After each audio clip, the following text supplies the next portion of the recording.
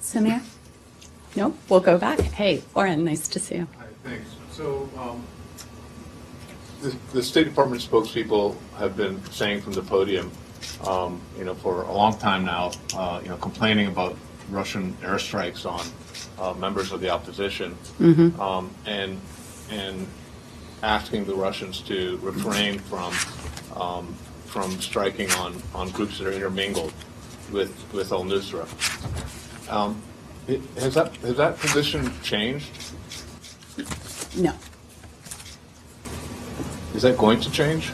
I'm not going to, no. Lori?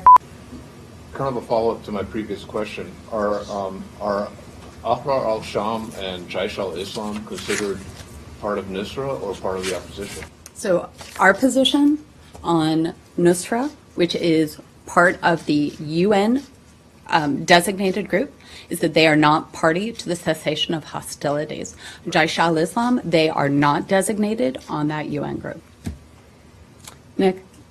On the 28th. Why are they not on that UN list? Why are they not in that UN Because list? they have not been so designated by that UN And the group. United States supports or opposes putting them on that list? I think we've talked about this at length, Matt.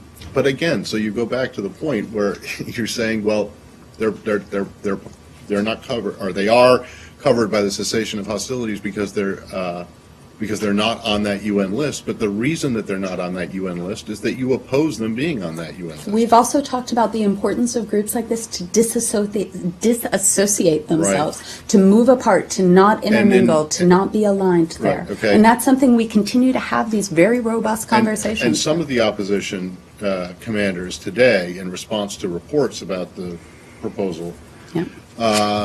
have said that they're not going to disassociate themselves with Nusra because Nusra is a formidable or credible fighting force.